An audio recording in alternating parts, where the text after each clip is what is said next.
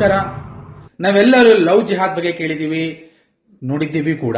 ಆದ್ರೆ ಈಗ ನಾಸಿಕ್ನಲ್ಲಿ ಬಯಲಾಗಿರೋ ಸತ್ಯ ಏನು ಅಂದ್ರೆ ಅಲ್ಲಿ ಜಾಬ್ ಜಿಹಾದ್ ನಡೀತಾ ಇದೆಯಂತೆ.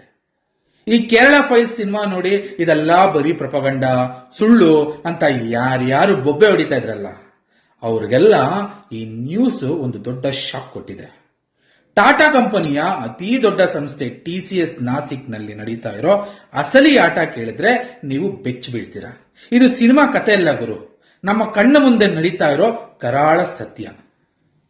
ಅಲ್ಲಿ ಏನ್ ನಡೀತಾ ಇತ್ತು ಗೊತ್ತಾ ಸ್ನೇಹಿತರೆ? ಈ ನಾಸಿಕ್ನ TCS BPO ಶಾಖೆಯಲ್ಲಿ ಕೆಲಸ ಮಾಡೋ ಎಳೆಯ ವಯಸ್ಸಿನ ಹಿಂದೂ ಹುಡುಗಿಯರನ್ನೇ ಟಾರ್ಗೆಟ್ ಮಾಡಿ ಬಲೆಗೆ ಹಾಕೊಳ್ತಿದ್ರಂತೆ. ಅಲ್ಲಿ ಕೆಲ್ಸಕ್ಕಿರಬೇಕು ಅಂದ್ರೆ ಈ ಕಂಡೀಷನ್ಗಳನ್ನ ಫಾಲೋ ಮಾಡ್ಬೇಕಂತೆ. ಏನಪ್ಪಾ ಕಂಡೀಷನ್ ಅಂತ ನೋಡೋದಾದ್ರೆ, ಕಂಪನಿಯಲ್ಲಿ ನಮಾಜ್ ಮಾಡಬೇಕು ಮತ್ತು ಮುಸ್ಲಿಂ ಹಬ್ಬಗಳನ್ನ ಆಚರಿಸಬೇಕು.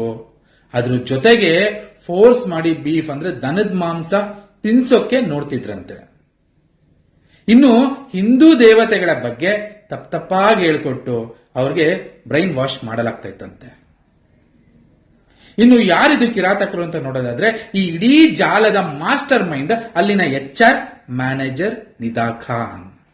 ಈಕೆ ತನ್ನ ಕೆಳಗೆ ಆಸಿಫ್ ಅನ್ಸಾರಿ, ಶಾರುಖ್ ಕುರೇಶಿ, ಶಾರುಖ್ ಶೇಖ್, ರಾಜಾ ಮುಮಿನ್ ಮತ್ತೆ ತಾಸಿಫ್ ಅತ್ತಾರ್ ಅನ್ನೋ 6 ಜನ ಟೀಮ್ ಲೀಡರ್ಗಳನ್ನ ಇಟ್ಕೊಂಡು ಕೆಲಸ ಮಾಡಿಸ್ತಿದ್ಲು.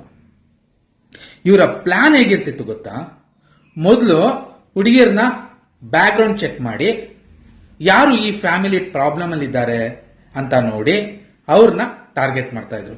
ಆಮೇಲೆ ವಾಟ್ಸ್ಆಪ್ ಗ್ರೂಪ್ಗಳ ಮೂಲಕ ಅಶ್ಲೀಲ ಚರ್ಚೆ ಮಾಡಿ ಮೆಲ್ಲಗೆ ಅವ್ರನ್ನ ದಾರಿ ತಪ್ಪಿಸ್ತಾ ಇದ್ರಂತೆ.